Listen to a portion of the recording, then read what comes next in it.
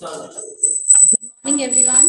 I, Dr. G. Haripriya, HOD of Department of HM and convener of 1 week international online FDP entitled Mathematics for a Better World. I'm happy to introduce the resource person of today's session on Mathematics in Computer Education. Dr. Saila Kumari, Assistant Professor of Mathematics, JNTUA, Anantapuramu.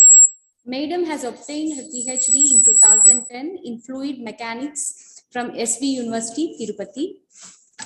She has a rich teaching experience of 20 years and worked in various colleges.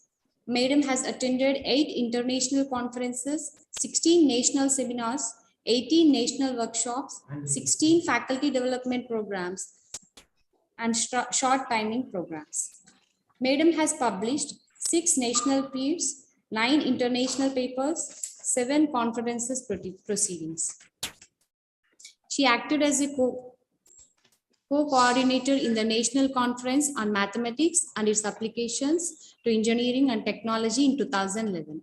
Madam worked as co-convener for National Workshop on Mathematical and Computational Methods in Fluid Dynamics, which is held in from 10/1/2013 to 11/1/2013. She also organized one-day national conference on Vedic mathematics in the year 2014.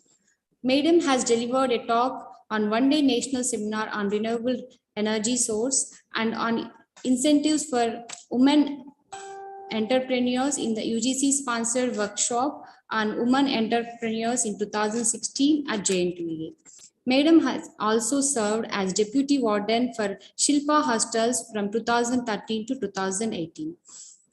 She organized a one-day national workshop on latex and data science in University College of Engineering and Technology on February 13, 2019.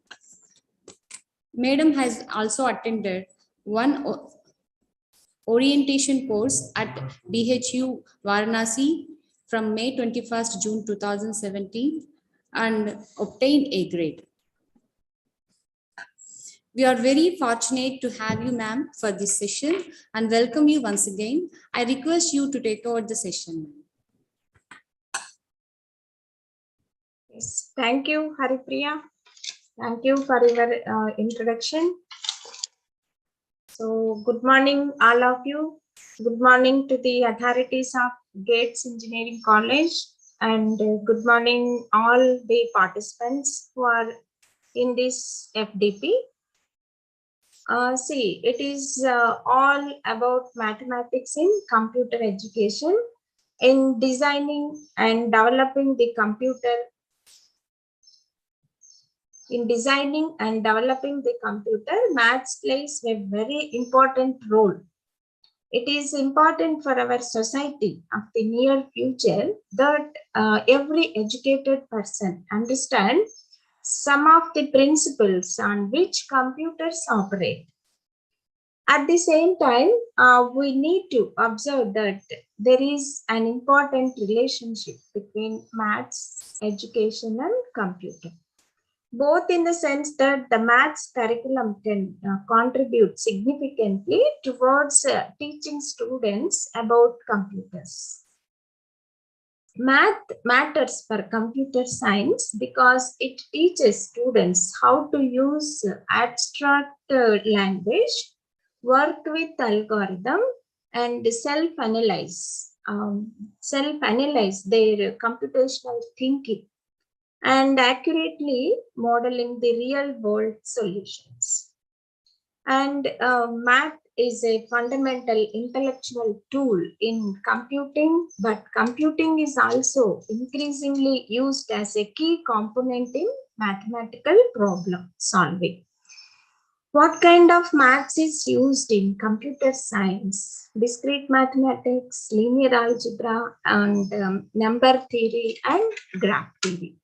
And there are so many fields in mathematics which are used in computers, right? The most relevant to the computer science profession, from machine learning to software engineering. Now, we will start with some how these computers are related to the different topics. Here, see, first, the discrete mathematics is the foundation of computer science, right? See, the logical notation, set theory, combinatorics, graph theory, probability, and number theory, and algebra, etc. These are all a part of discrete mathematics and also a basic foundation for programming and computer science. And that means you need to study these for computer science. A prime example of this is algebra. While Boolean algebra is used in logic gates, in case you need another example, number theory has multiple applications in cryptography and cryptanalysis. And next, mathematics teaches the uses of algorithms. See, algorithms are a fundamental part of computer science, and all of you must have heard of them one way or another. They are basically a set of instructions that demonstrate the implementation of a program or an application.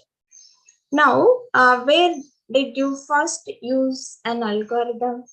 It was not in the computer science class, but actually in mathematics class. See, 2 plus 3 equals to 5 is a basic algorithm you learned in maths class that demonstrate the sum of 2 and 3.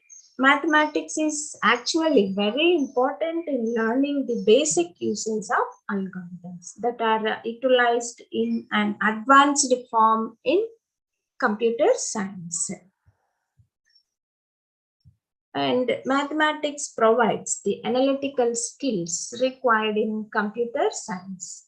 Analytical skills are necessary for problem solving and data analysis.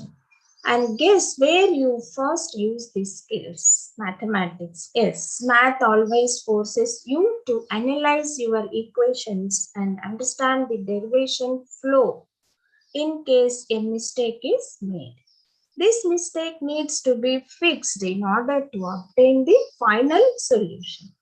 This provides lots of analytical skills that can be used later in finding and fixing bugs. Even though there are modern tools that can do this job automatically, but the experience and knowledge gained about the program flow and debugging is invaluable.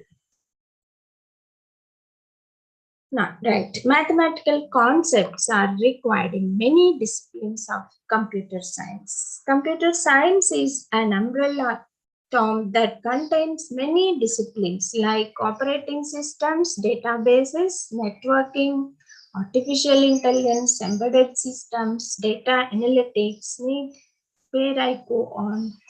And while there are some disciplines that you can handle with minimal knowledge of mathematics, most of them require at least some level of competency. For example, fields like artificial intelligence and machine learning require a thorough knowledge of mathematical concepts like linear algebra, multivariable calculus, probability theory, etc. So that makes maths very important, right?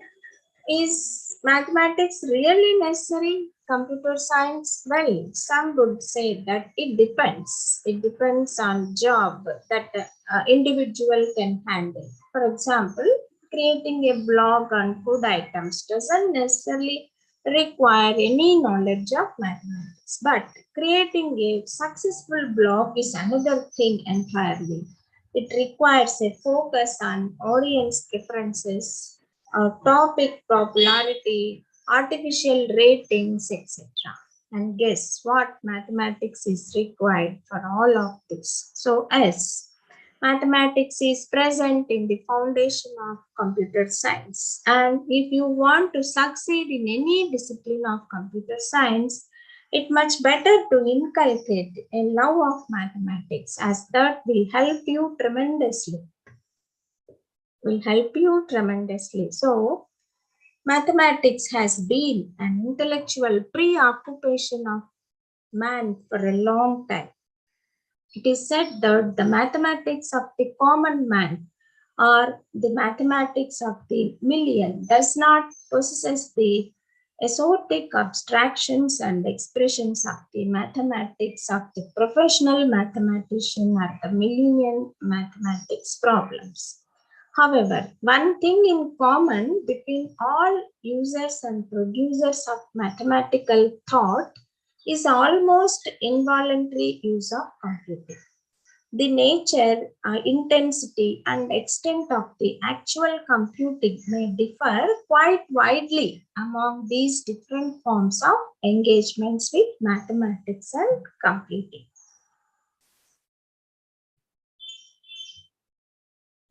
Now, the basic processes of empirical verification, development of abstractions from concrete instances inherent in mathematical thinking has much in common with algorithmic or computational thinking and is as old as humanity. Mathematics is as old as humanity, while computer science is a young discipline, about 7 decades old. The strong interplay between maths and computer science is at its peak today. Much has been written by philosophers on the nature of human inquiry. Yet, it is quite difficult to define a term such as mathematics in a comprehensive and succinct manner. A whimsical circular definition states that mathematics is what is practiced by the mathematicians. It is not possible to attempt even such an indicative definition of the discipline of computer science. Right? And computer science is perceived as an interdisciplinary field with clear tracks of contributions from electrical and electronic engineering way of thinking and a clear track of contributions from the mathematical way of thinking. Further, these two tracks ramify into many different subtracks and rejoin after a few complex interactions. At a broad level, computer science thus straddles simultaneously scientific, engineering, and technological principles. The term computing science seems to refer to the act of computing, whereas the term computer science seems to refer to the act of computing, whereas the term computer science seems to refer to the principles of architecting and engineering a computer. Indeed, it is true as seen from the previous sentence. What is that? Computer science sometimes refers to all of these and more. We will use somewhat synonymously the terms computer science and computing science. The other terms computational science, science of computing, scientific computing, mathematics of computation, computational mathematics all have slightly different specialized meanings and occasionally allow some overlap. We will be conscious that we sometimes broaden our boundaries.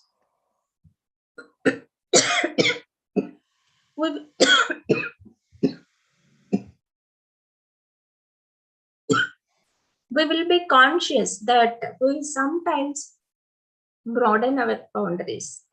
The intention is to bring out the beautiful connections, similarities, and parallels between the two disciplines of mathematics and computer science.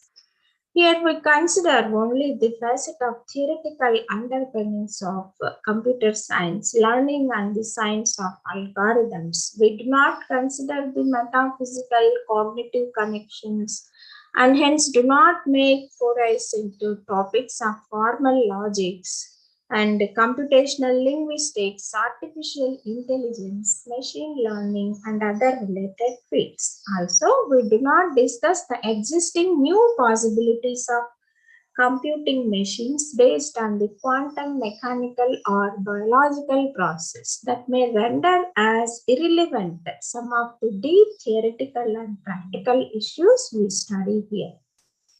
The early formalisms in computer science have made clear the connections among the three entities of machines, languages, and computation. They also established these connections by formalisms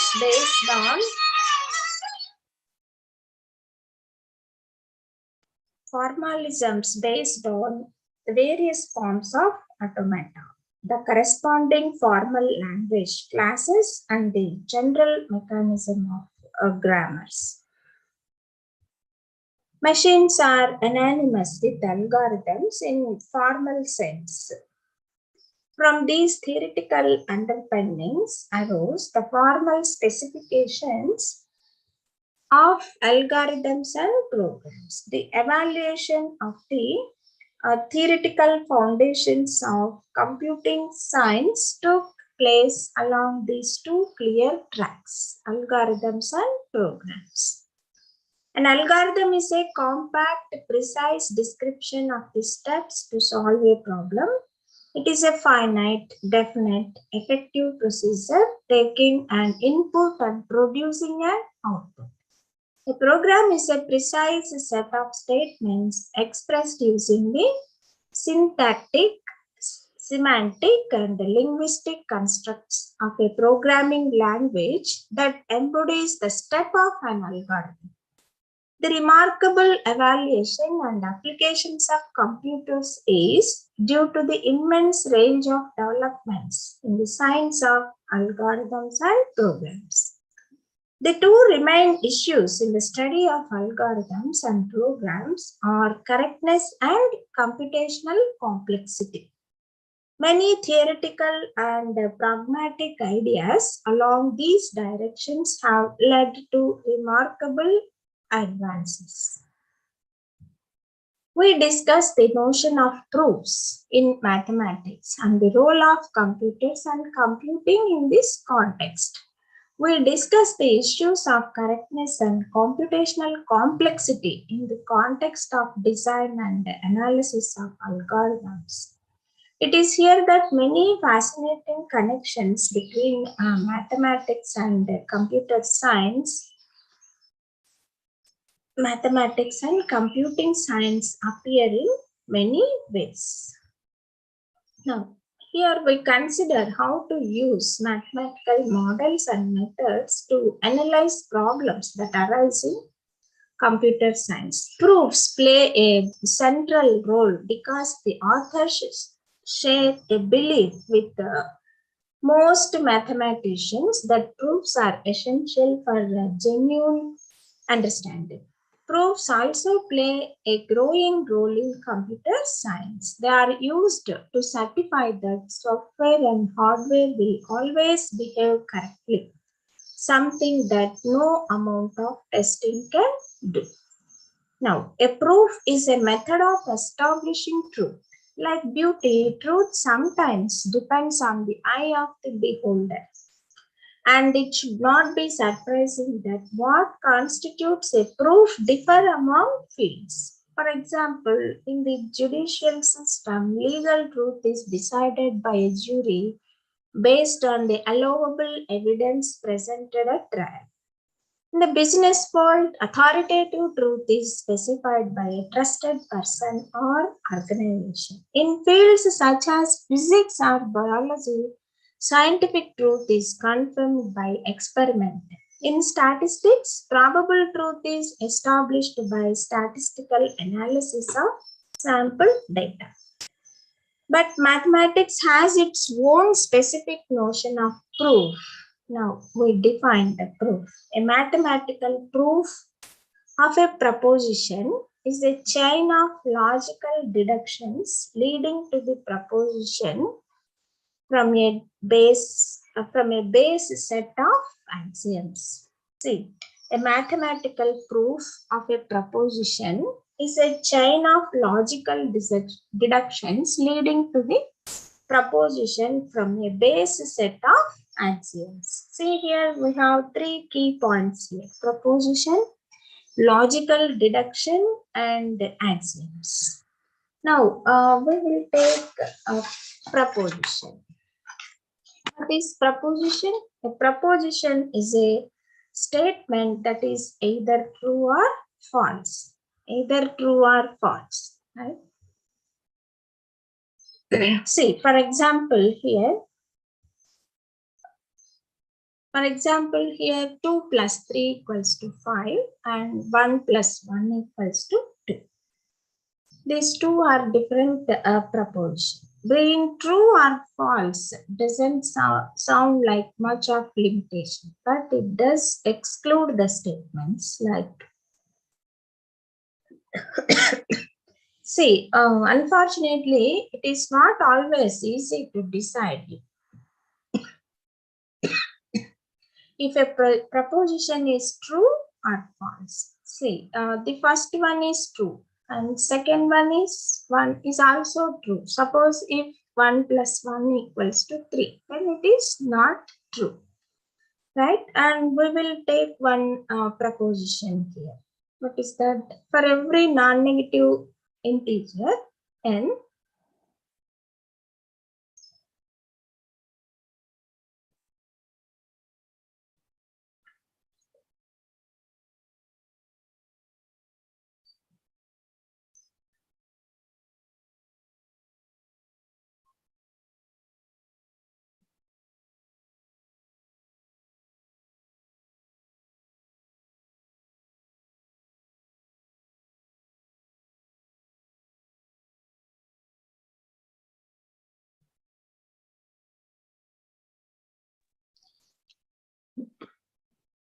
Excuse me, ma'am.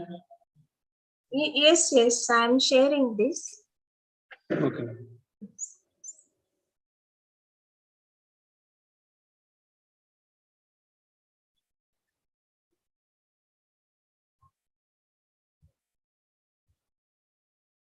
Yes.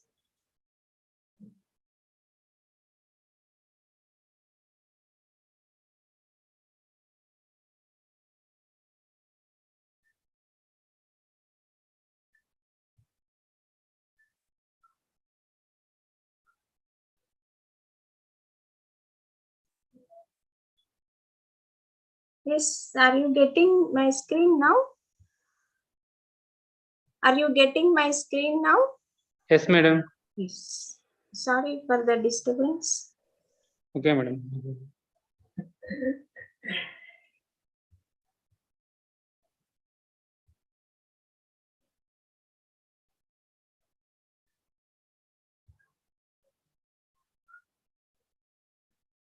See, the three key ideas in the previous definition, what we defined are proposition, logical deduction, and axiom. Now we'll take a proposition. What is meaning by proposition? A proposition is a statement which means that communication that is either true or false. Either true or false. See, for example, here we are taking the proposition as 2 plus 3 equals to 5, 1 plus 1 equals to some 3. Now, both of these statements are propositions. The first one is true and the second one is false, right? See, unfortunately, sometimes it is not always easy to decide if a proposition is true or false. For example, we will take another proposition, right? For every non-negative integer,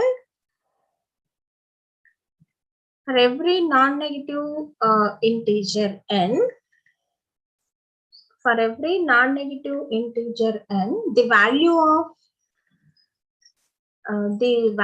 of n square plus n plus 41 is a prime. What is prime? A prime is an integer which is greater than 1 that is not divisible by divisible by any other integer greater than 1.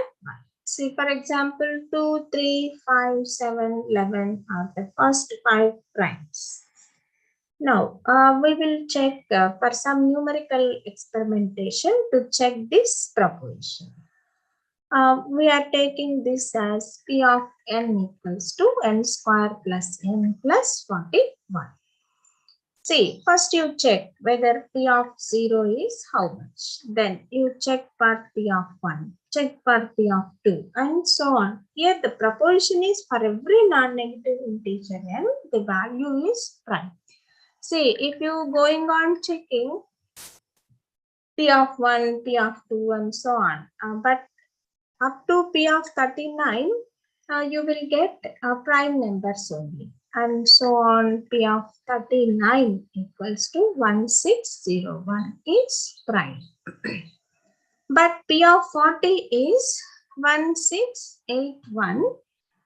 That can be written as 41 into 41. So, which is not prime, right? Which is not prime.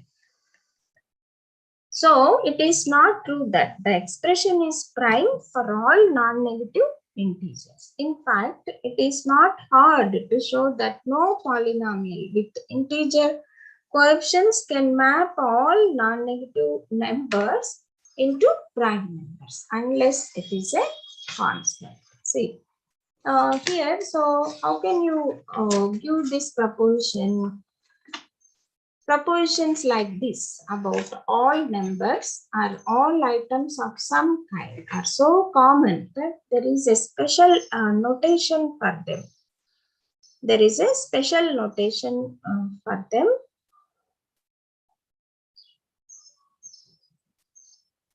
So how can you write now that proposition? For all n belongs to n, but you need to give this n is what there. For all n belongs to P of n is prime. For all n belongs to n, P of n is prime. The symbol for all is read as for all. We know that this symbol is for all. And the symbol, this capital N stands for the set of non-negative integers 0, 1, 2, 3. But we need to instruct up to what n. That is important here. So now,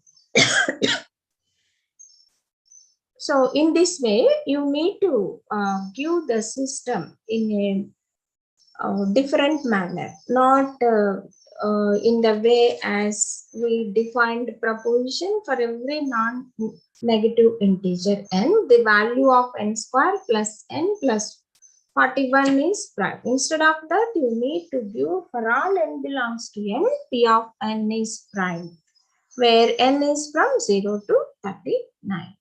So, in such a way, we need to give whether the given proposition is true or false. We need to check in such a way. Now, what is meant by predicates? Predicate can be understood as a proposition whose truth depends on the value of one or more variables. See, predicate is it can be understood as a proposition whose truth depends on the value of one or more variables. So, n is a perfect square. Here we are taking n is a perfect square. N is a perfect square. Describes a predicate. You can't say if it is true or false until we know that the value of the variable n happens. For example, that n equals to 4, the predicate becomes true proposition. Why? Because 4 is a perfect square. If the value of n were 5, then you would get the false proposition. 5 is a perfect square. So, like other propositions, predicates are often named with a letter. A function like notation is used to denote a predicate supplied with a specific variable values. For example, we might use the name P for predicate for the above. Like P of n is equals to n is a perfect square. N is a perfect square. And repeat the remarks about the asserting that P of 4 is true and P of 5 is false. P of 5 is false. So this notation for predicates is confusing, similar to ordinary function notation. Right? If P is predicate, then P of n is either true or false, depending on the value of the n. Similarly, we will take next one, the axiomatic method.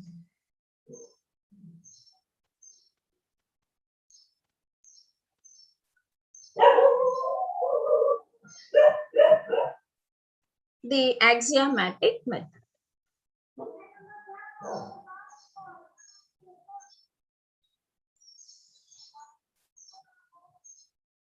See, the standard procedure for establishing truth in mathematics was invented by Euclid. His idea was to begin with 5 assumptions about geometry, which seemed undeniable based on direct experience. For example, there is a straight line segment between every pair of points. There is a straight line segment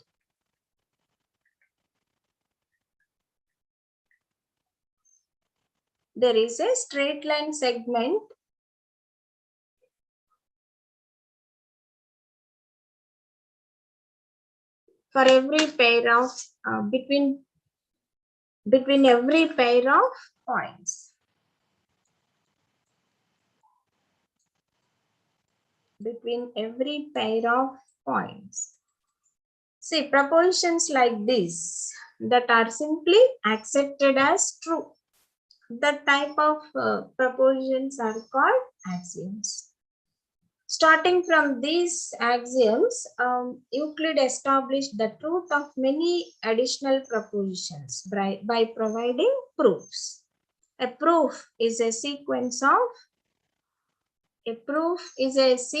of logical deductions from axioms and previously proved statements that conclude with the proposition in question. Right? There are several common terms for a proposition that has been proved. The different terms are the role of the proposition within a larger body of work are first one is the true propositions are called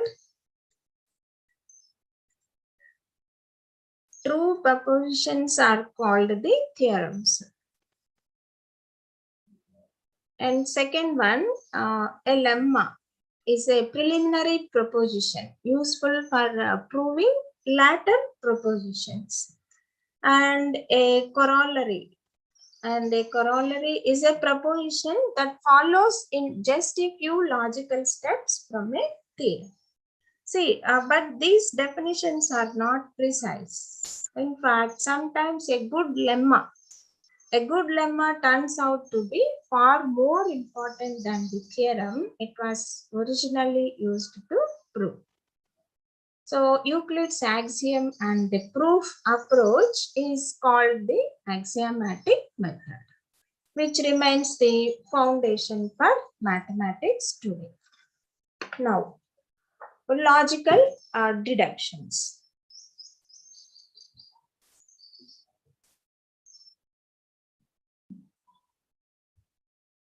Now we'll take logical deductions. See, in logical deductions are inference rules that are also called as inference rules are used to prove new propositions using previously proved ones. Right? A fundamental inference rule is modus ponens. This rule says that a proof of P together with a proof that P implies Q is a proof of Q. See, what is that rule? Logical deductions.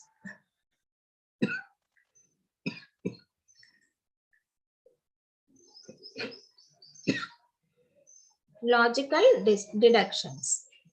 See, the rule is like this. P implies Q. P implies Q. See, when the statements like this called the antecedents are proved, then we can consider the statement below the line. This below the line Q called the conclusion or consequent to also be proved. Now, a key requirement of an inference rule is that an assignment of truth values to the letters P, Q, and so on that makes all the antecedents true must also make the consequent true. So, if we start off with the true axioms and apply inference rules, everything we prove will also be true. And there are so many inference rules. For example, P implies Q, Q implies R. Then P implies R. P implies R. Or we can take another type of rule. Not P. Not P implies not Q. Not P implies not Q. Then Q implies P. Then Q implies P. So as with these axioms, we will not be too formal about the set of legal inference rules. Each step in a proof should be clear and logical. In particular, you should state with previously proved facts are used to derive each new conclusion, right? Now, a proof can be any sequence of logical deductions from axioms and previously proved statements that concludes with the proposition in question.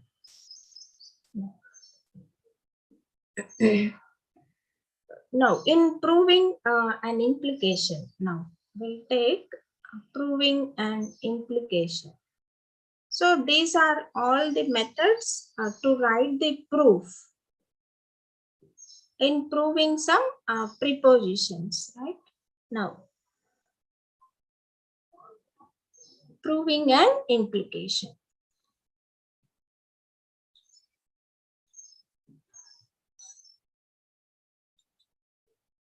See, propositions of the form if P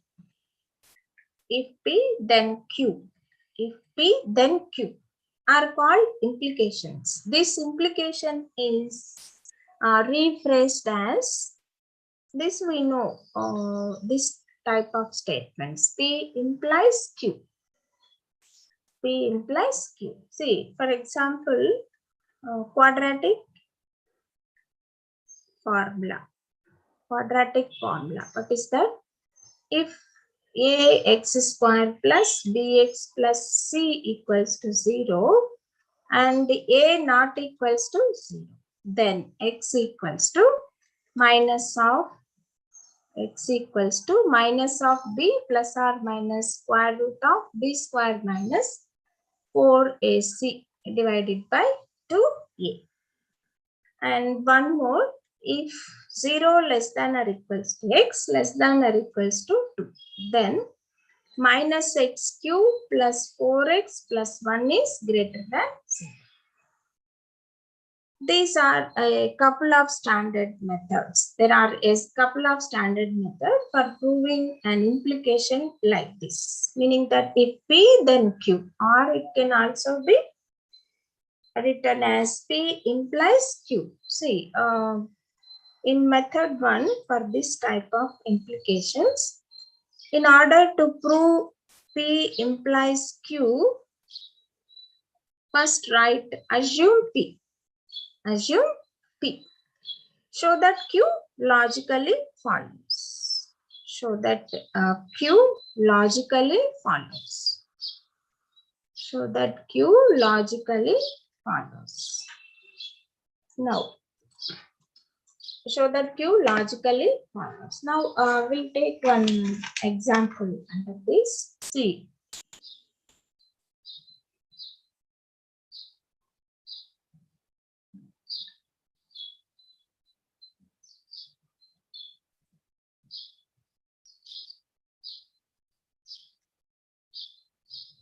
What is that? If 0 less than or equals to x less than or equals to 2, then minus x cube plus 4x plus 1 greater than 0. See, now we want to write a proof of this thing. Now we will do some rough work for this. The inequality, this one, holds for x equals to 0. Right? The inequality holds for x equals to 0. Then the left side is equals to 1. Left side is equals to 1 and 1 greater than 0. For x equals to 0, this is 1 greater than 0. 1 greater than 0. As x increases, the term 4x,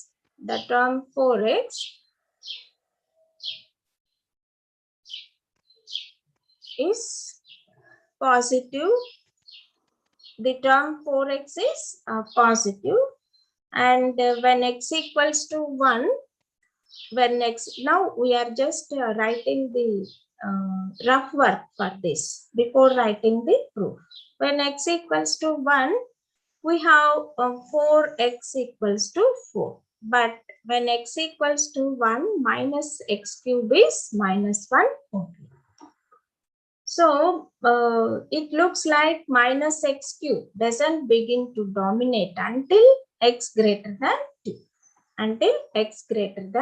So the part minus x cube plus 4x should be non-negative.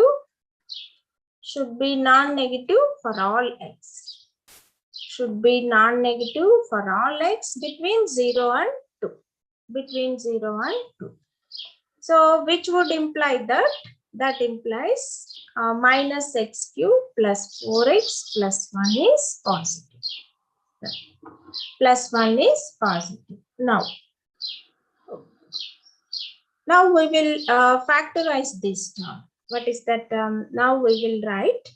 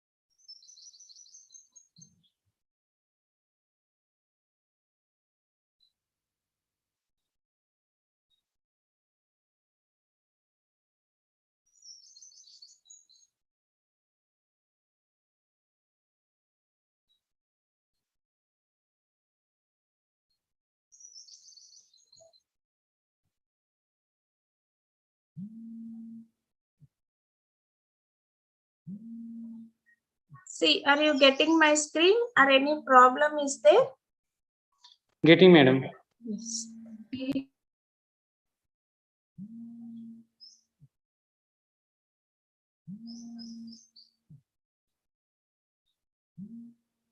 See, we have taken the theorem if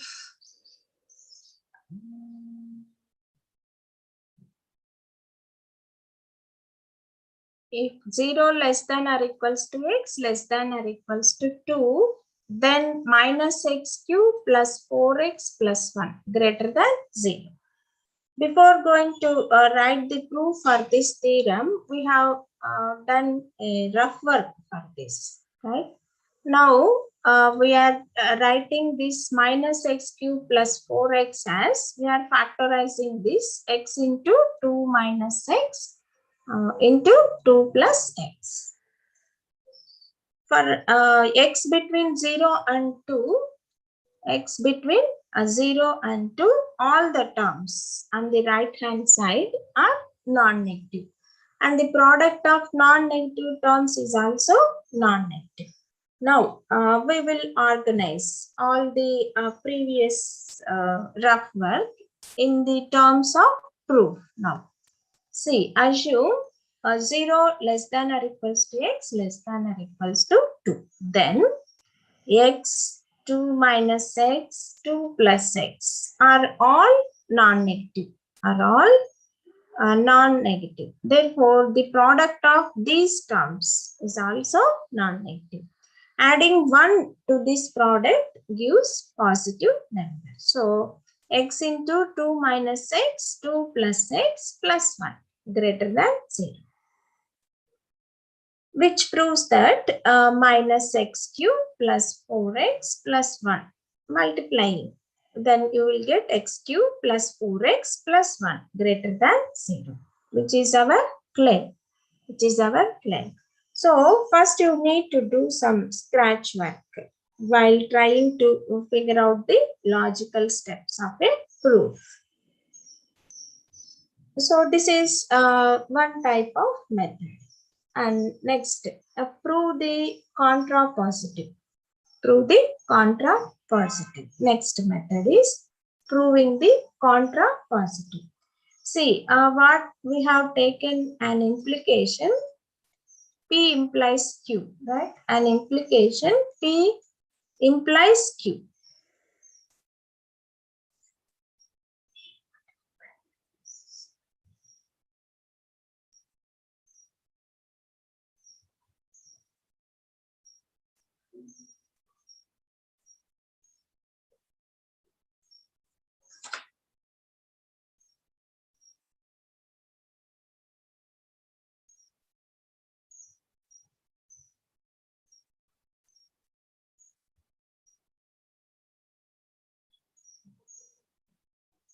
Now, proving the contrapositive. What is that contrapositive? An implication P implies Q is logically equivalent to its contrapositive, not Q implies not P. Proving one is as good as proving the other, and proving the contrapositive is sometimes easier than proving the original statement. So we can take one example here. If R is irrotational, then root R is also irrotational. See here, if R is irrotational, then root R is also irrotational. A number is rational when it equals to a quotient of integers, meaning that if it equals m by n for some integers m and n. If it is not rational, then it is called irrotational. So we must show that if R is not a ratio of integers, then root R is also not a ratio of integers. Right? We can eliminate both knots, NOT knots, and simplify the proof by using the contrapositive method. Right? Now, we prove contrapositive. How? If R root R is rational, then R is rational in such a way. See, actually, what is we need to prove? The theorem is here. If R is irrotational,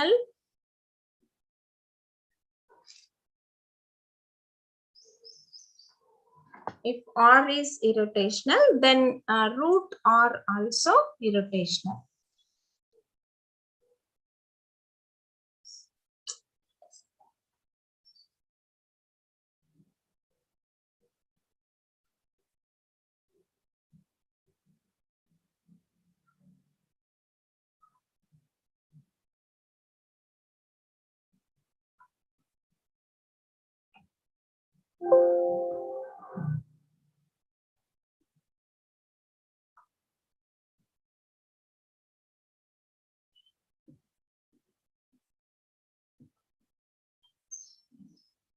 See, the theorem is if R is irrotational, then root R is irrotational.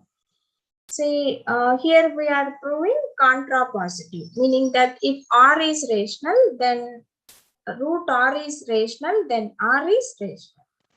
So first we will assume that root R is rational. Then there exist integers m and n such that root R equals to m by n.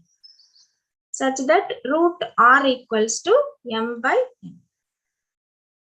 Squaring on both sides, which gives us R equals to m square by n square. Since m square and n square are integers, R is also rational. So that what we proved, what we have given proof for this theorem, if R is irrotational, then root R is also irrotational. Irrational, not irrotational, irrational. See, we proved this theorem by taking contrapositive, which means that root R is rational, then R is rational. So, since R is rational, there exist two integers m and n such that root R equals to m by n. Squaring on both sides, which gives us R equals to m square by n square. Since m square and n square are integers, R is also rational, right? In such a way, that is also one type of proof.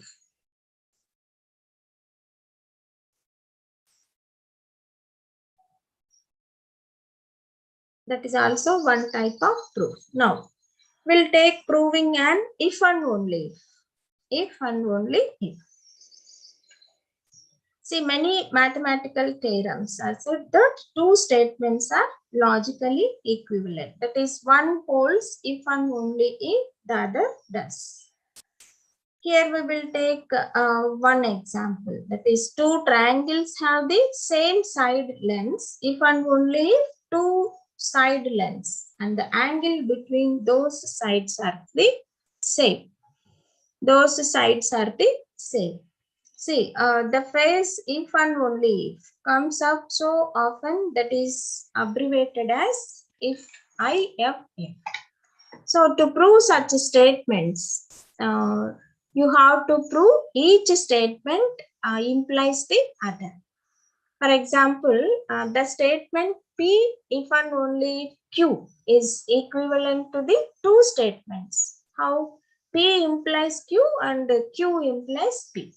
So you can prove an if and only if by proving two implications. See, first we write, we prove P implies Q and vice versa. Or first we show P implies Q and then Q implies P. Right? Now, another method is by constructing a chain of if and only ifs. So, if in order to prove that P is true if and only if Q is true, then you need to write the first step as constructing a chain of if and only if implications. And prove P is equivalent to a second statement, which is equivalent to a third statement, and so forth until you reach Q. This method sometimes requires more ingenuity than the first, but the result can be a short and elegant proof you will get. See, for example, we will take one theorem. Is that the standard deviation of a sequence of values, standard deviation of a sequence of values x1, x2 and so on, xn is 0 if and only if all the values are equal to the mean. All the values are equal to the mean.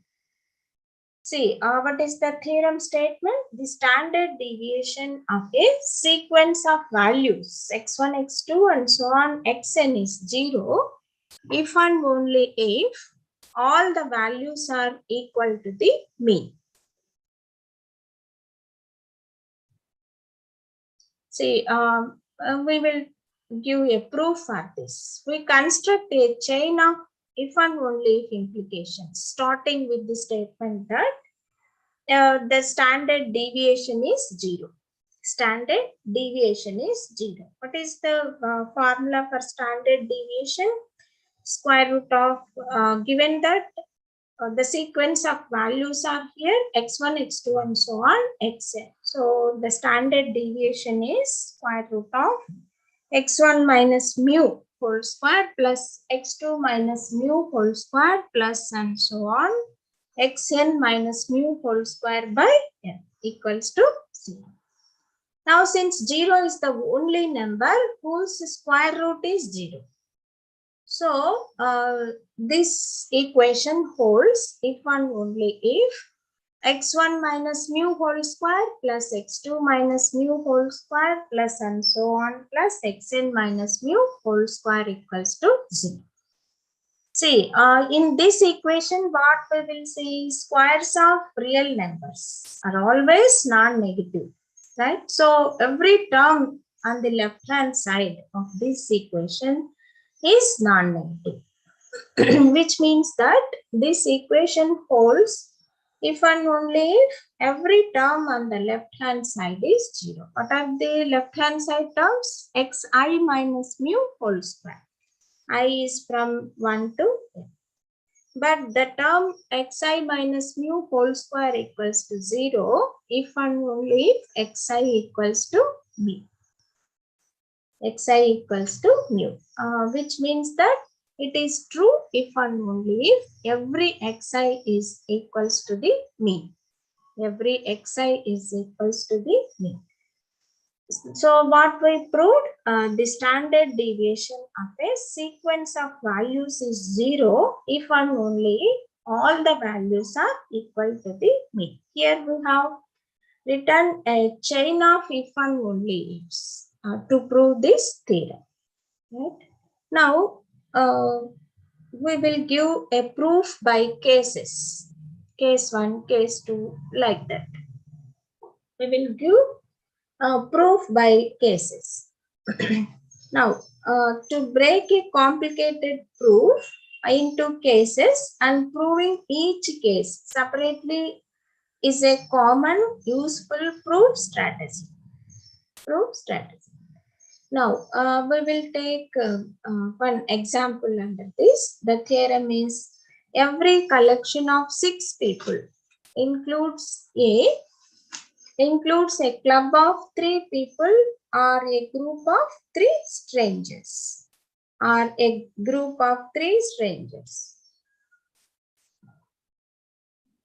See, every collection of 6 people includes a club of 3 people or a group of 3 strangers. Now, we will give the proof by case analysis. Right?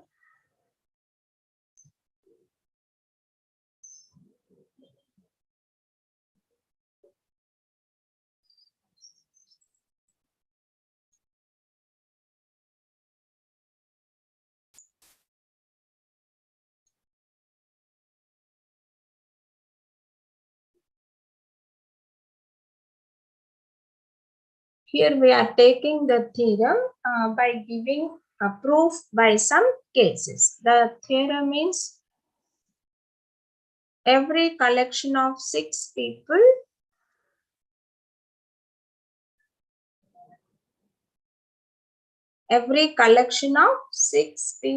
includes a club of 3 people or a group of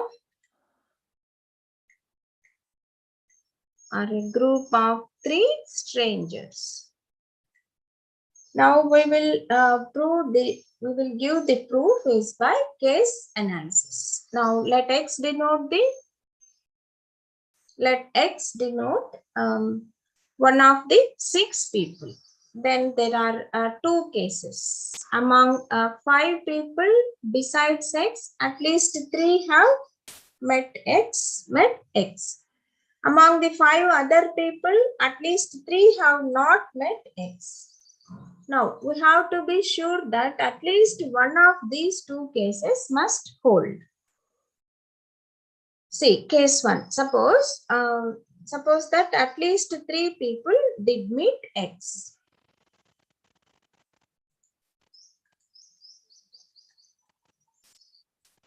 At least 3 people did meet X. Now, this case can be splitted into 2 subcases. What are that?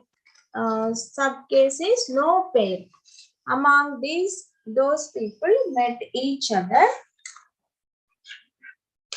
Then these people are group of at least 3 strangers. The theorem holds in this subcase. What is that subcase?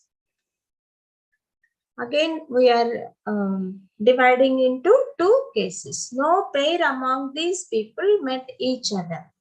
Then these people are a group of at least 3 strangers. And the next case is subcase 1 and subcase 2. Some pair among those people have met each other. Previous one is no pair among those people met each other. This case is some pair among those people have met each other. Now, these are the subcases, and case 2 is suppose that at least 3 people did not meet X. Again, here we split 2 more cases here. Every pair among those people met each other, and second case is some pair among those people have not met each other. So this implies that the theorem also holds in case 2. And the theorem holds in all cases. You need to study these cases. Here we are giving the proof by cases. How to give the proof by cases, that here we explained. Suppose every collection of 6 people includes a club of 3 or a group of 3 strangers. First we divided into 2 cases. Among 5 other people beside X, at least 3 have met X, and second case is at least 3 have not met X. Then in case 1 again we have divided into 2 subcases. No pair among those people met each other, and some pair among those people have met each other. In case 2 also, every pair, case 2 also, we divided into 2 subcases. Every pair among those people met each other, and some pair among those people have not met each other. So in these all 4 cases, the theorem holds, right? Now, now we will give a proof by contradiction also. Contradiction. There are several types of proofs that we are giving here, right? Previously, that is in terms of cases. Previous that in terms of implications, if and only ifs. Now we are giving proof by the method of contradiction. In a proof by contradiction or indirect proof, you need to show that if a proposition were false, then some false fact would be true. Since a false fact by definition cannot be true, the proposition must be true. Proofs by contradiction is always a viable approach. However, as the name suggests, indirect proofs can be a little convoluted, so direct proofs are generally preferable when they are available. If not, then we will prove by contradiction. So, in order to prove a proposition P by contradiction, first you need to write the first step as we use proof by contradiction. Then you need to write suppose P is false. Deduce something known to be false with a logical contradiction. And write this is a contradiction, therefore P must be true. Therefore, P must be true, right? We know already how to give the proof by contradiction, right? we use so many times. When direct proof is available, then that is the best way. When that is not possible, then you need to go by contradiction. Right? In order to prove a proposition P by contradiction,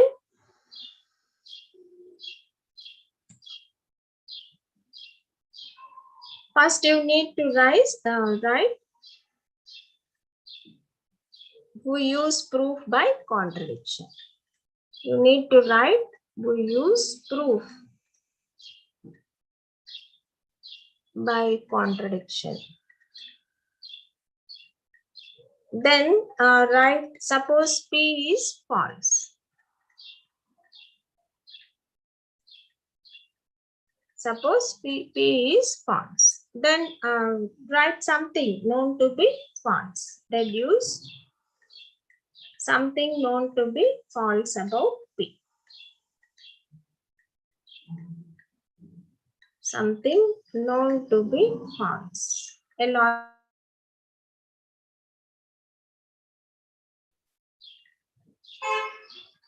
logical contradiction. Fourth one is right. This is a contradiction, so that P must be true.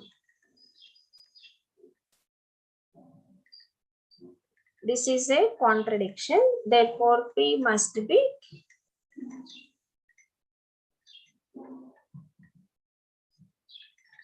Therefore P must be true.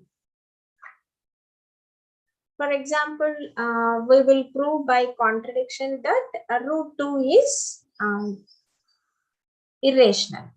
Root 2 is irrational. We use proof by contradiction. Suppose the claim is false and root 2 is rational. Then we can write root 2 as a fraction n by d in lowest terms. Squaring both sides, which gives us 2 equals to n by d. See, for this contradiction, we are taking one example. We know this example, that is root 2 is irrational. Now we are using proof by contradiction. Suppose the claim is false, meaning that root 2 is rational. Then we will write root 2 as a fraction n by d in lowest terms. Squaring both sides gives 2 equals to n square by d square, which implies 2d square equals to n square. This implies that n is a multiple of 2. Therefore, n square be a multiple of 4. But since 2d square equals to n square, and we know that 2d square is a multiple of 4, and so d square is a multiple of 2. This implies that d is a multiple of 2. So the numerator and denominator have 2 as a common factor, which contradicts that n by d is in lowest terms. Thus, root 2 must be irrational. Right? Thus, root 2 must be irrational. Now, we will give good proofs in practice, right? Some good proofs, how to write the good proofs in practice. See, the purpose of a proof is to establish the truth of an assertion with absolute certainty. And mechanically checkable proofs of enormous length or complexity can accomplish this. But humanly intelligible proofs are the only ones that help someone understand the subject. Right? Mathematicians generally agree the important mathematical results cannot be fully understood until their proofs are understood. That is why proofs are an important part of the curriculum. So to be understandable and helpful, more is required of a proof than just logical correctness. A good proof must also be clear. Correctness and clarity usually go together. A well-written proof is more likely to be a uh, correct proof since mistakes are harder to hide. That we know in maths. In practice, the notion of proof is moving target. Proofs in a professional research journal are generally unintelligible to all, but a few experts who know all the terminology and prior results used in the proof. Conversely, proofs in the first of the beginning course like 6.042 would be regarded as tediously long-winded by a professional mathematician. In fact, what we accept as a good proof later in the term will be different from what we consider groups in the first couple of weeks. But even so, we can offer some general tips on writing the good proofs. Right? In beginning, when we are going to prove, we will take so many steps. When not at this point, I am telling in general. When we are going to develop proofs for some theorems, it takes some number of steps. Then later, by practice, we will reduce the number of steps with the good logical steps. So what we can say in practice, the notion of proof is a moving target. Proofs in a professional research journal are generally unintelligible to all, but a few experts who know all the terminology and prior results used in the proof. Right? So here we will discuss about some general tips on writing good proofs. Right. First one in general tips in writing good proofs. First one is state our game plan first. Meaning that how you are going to prove the given statement. Either you are using case analysis or by arguing with the contradiction or by some implications. In such a way, you need to give how you are going to proving the state. Meaning that a good proof begins by explaining the general line of reasoning. Right? For example, here we are using case analysis or we argue by contradiction. That is the first, these are all general tips that we follow when we are going to proving a statement. See, the first one is state the game plan first. State the game plan or proving plan here. Proving plan. We need to write, we are going to use the case analysis. The case analysis or by contradiction like that. First you need to write the first step as what you are going to use, either by case analysis or by contradiction or any other method. Next, you need to go by a linear flow. Maintain the uniform flow or linear flow. Which means that sometimes proofs are written like mathematical mosaics with the juicy tidbits of independent reasoning sprinkled throughout. This is not good. The steps of an argument should follow one another in an intelligible order. So the steps in an argument should follow one another in an intelligible order. See, in proving, suppose x square plus y square equals to z square. In proving this, you need to first write these steps in an intelligible way. That should be in a linear way, meaning that step by step. That is nothing but algorithm, right? Now, we'll take another tip. A proof is an essay, not a calculation, right? Many students initially write proofs the way they compute integrals. The result is a long sequence of expressions without explanation, making it very hard to follow.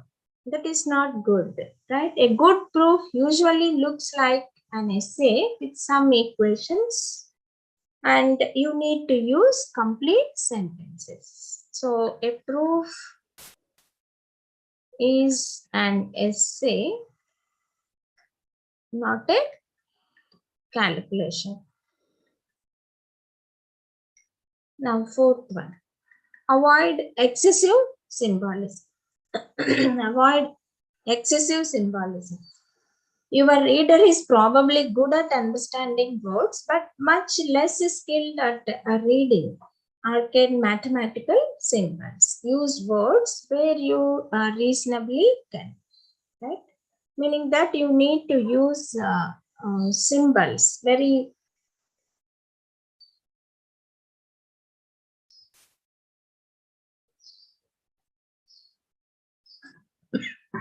sorry.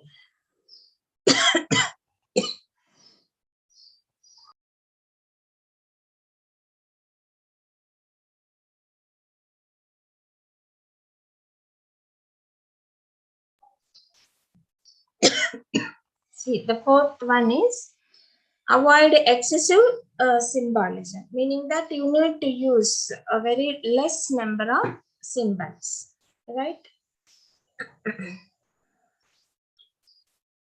Next one is after writing the steps in the proof, you need to revise once and simplify the steps. Then it is good for readers, right? Next, seventh one is introduce notation thoughtfully. You need to use the notation thoughtfully. Sometimes an argument can be greatly simplified by introducing a variable, devising a special notation, or defining a new term. But do this since you are requiring the reader to remember all that new stuff, and remember to actually define the meaning of terms or notations. Don't just start using them. So when you are going to start the proof, you need to define the notation thoughtfully. Define the notation thoughtfully and meaningfully. Now, structure long proofs. See, long programs are usually broken into a hierarchy of smaller procedures. Long proofs are much the same when your proof needed facts that are easily stated but not readily proved.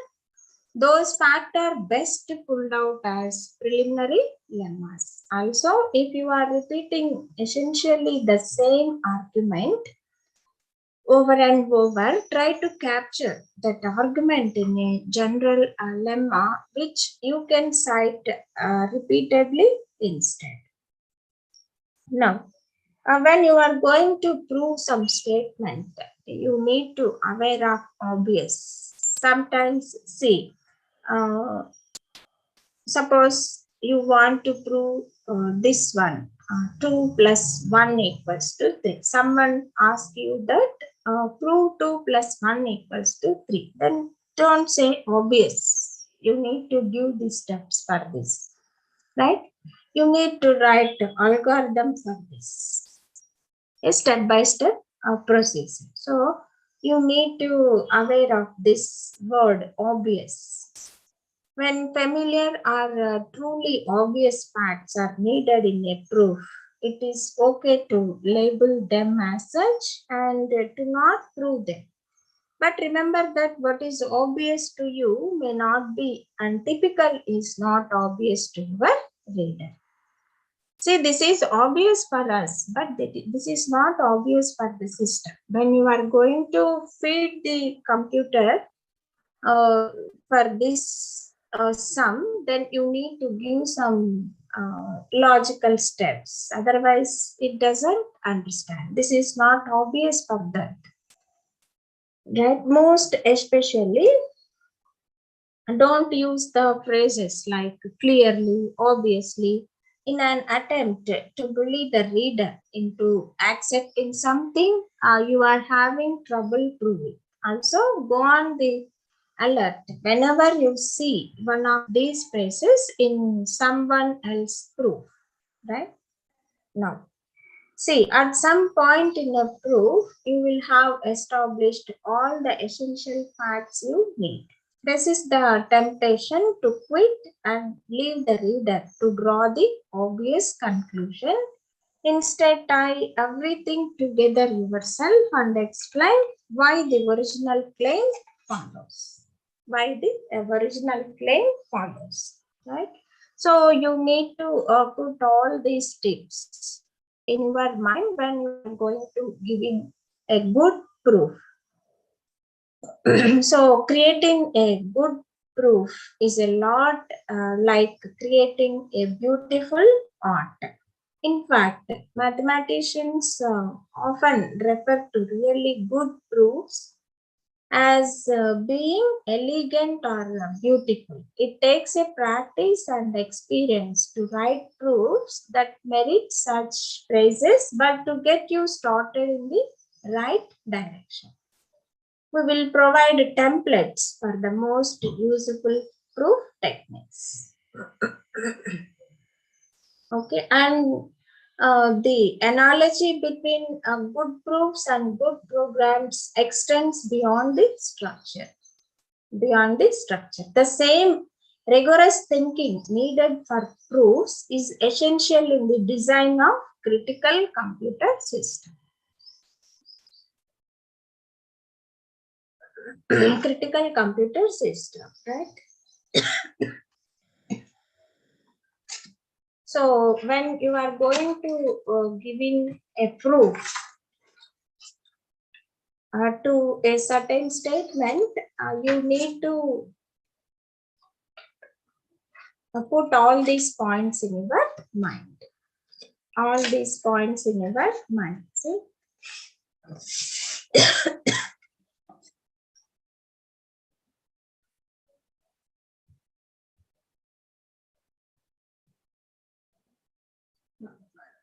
See, this step-by-step procedure is known as actually algorithms. Now, we'll take algorithms and computational complexity. A lot has been said and written on the topic of design and analysis of algorithms.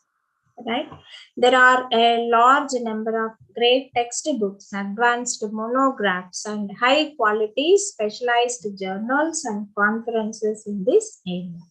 They cover a range of issues related to design strategies such as greedy, divide and conquer, branch and bound, binary doubling, etc. Implementation, which is the choice of data structure to store and process information. And analysis, a model of computation, asymptotics, lower bounds, structures in complexity. Here we focus only on the larger micro levels of features and their relationship with mathematics. Right?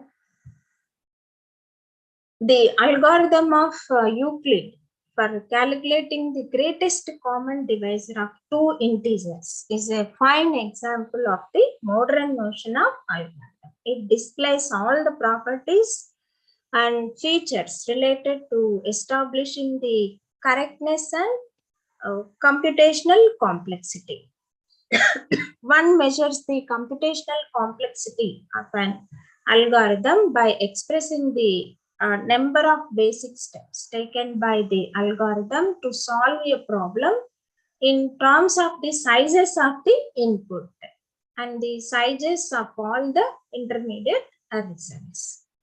In general, the maximum number of steps taken over all possible inputs over asymptotically large sized inputs is used as an upper bound and serves to characterize the behavior of the algorithm.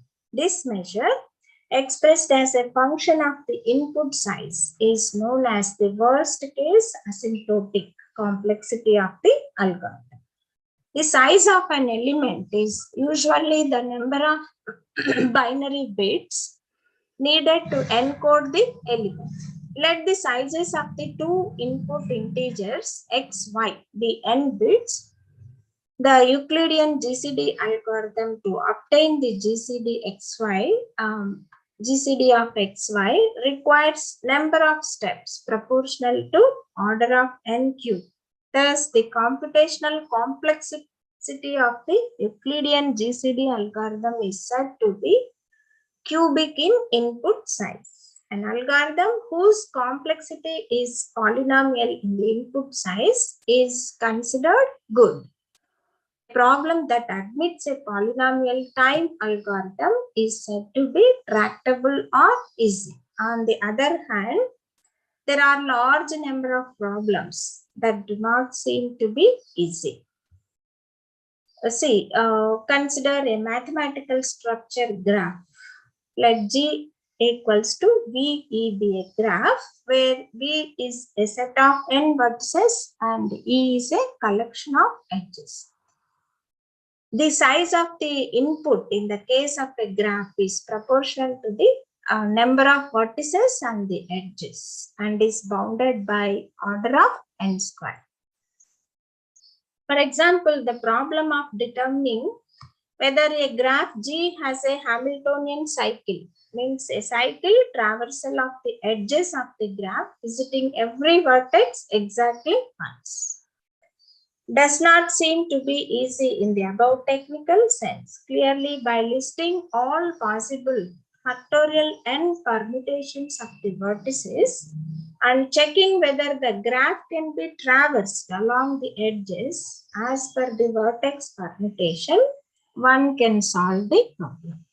It is obvious that this algorithm adopts a brute force approach of exhaustive enumeration of all possible solutions.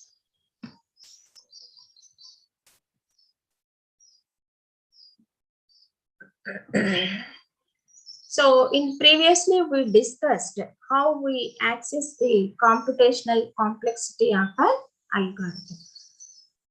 Right. There is the other aspect of checking the answer produced. How do we know that the answer produced by an algorithm and the realization of the algorithm is correct? Is there a simple mechanism, a formula, an expression to which we can plug in the answer and check the answer? For a simple example, consider a problem of subtraction of integer b from integer a. We immediately recognize that we could add the result of subtraction to b and check for match with a. In this case, addition and subtraction are both linear in the length of the operands a and b, and hence the verification can be carried out in polynomial time, and hence we say that the verification is easy. Here we verified the correctness of an algorithm by using another algorithm. We assumed that the other algorithm produced correct answers and that the result of that can be verified easily, right? Now,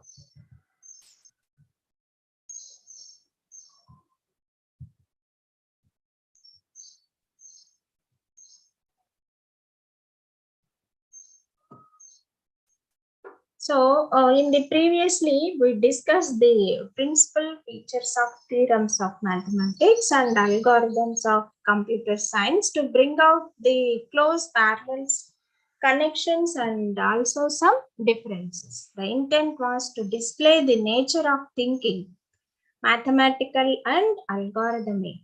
Fundamentally, we see how these two disciplines have enriched each other. Right, so that we conclude this one.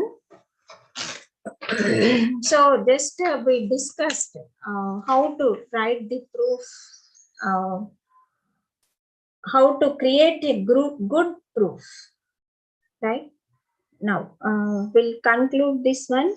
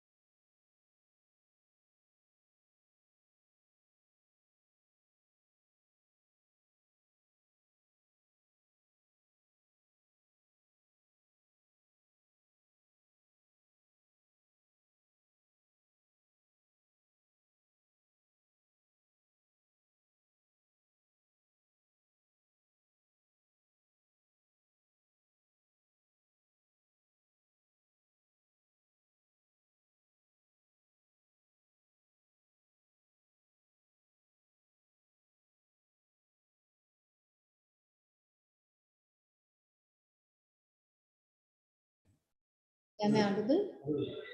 Shreya?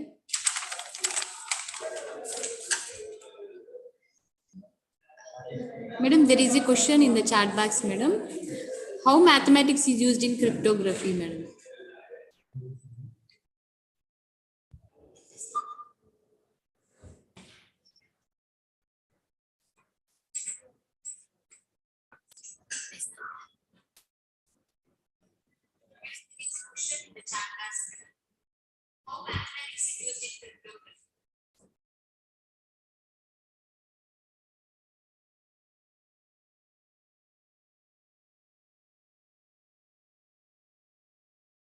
Thanks, Professor.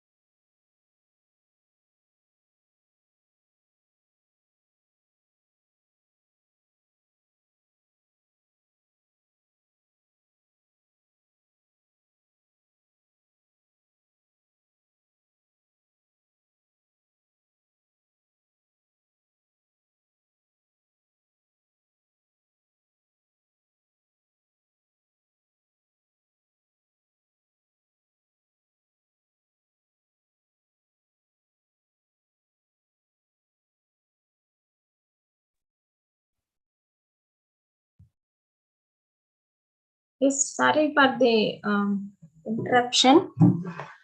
There is some network issues. Now it is connected, I think. Yes, ma'am. You are audible, ma'am. You are visible, ma'am. Thank you, ma'am.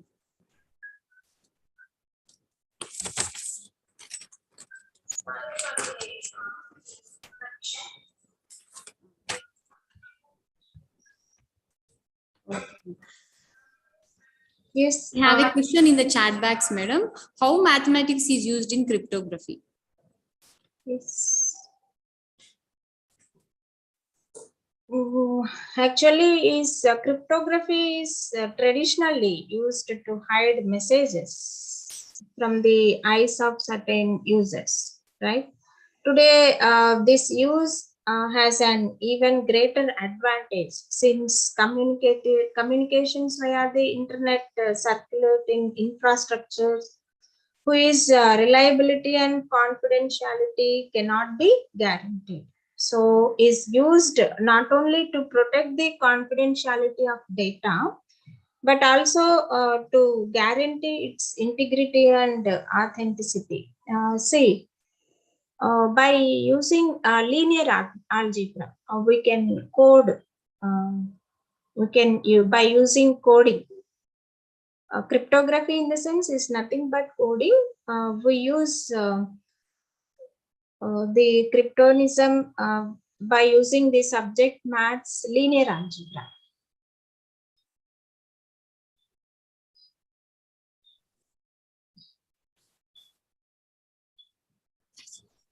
Is the process of got the answer, I think. Okay, madam. Thank you, ma'am. This is the only question, madam. And you gave a detailed description on algorithms, which is very essential for computer education, ma'am. And we are very fortunate to have you for this second time as a resource person in FDP. Last year, you had given an excellent presentation, ma'am, an excellent presentation on basics of number theory and provided the teaching notes for all for faculty and students. That is very beneficial, ma'am. And 92% of our students scored good percent in that subject, ma'am. We are very grateful to you, madam. And now it's time for vote of thanks. On behalf of Gates Institute of Technology and Department of HNDS, I extend a heartfelt thanks to Dr.Saila Kumari, ma'am, for an amazing session and sharing a vast knowledge on mathematics in computer education. My hearty thanks to management, faculty for their constant support and guidance to organize the event. My sincere thanks to the technical team for supporting in smooth functioning of the session. My special thanks to the participants for their participation and cooperation in making the session a grand success. Thank you, one and all. Thank you, ma'am. Thank you, Haripriya. Thank you, one and all, for the authorities of Gates Institute. Thank you for giving me this opportunity.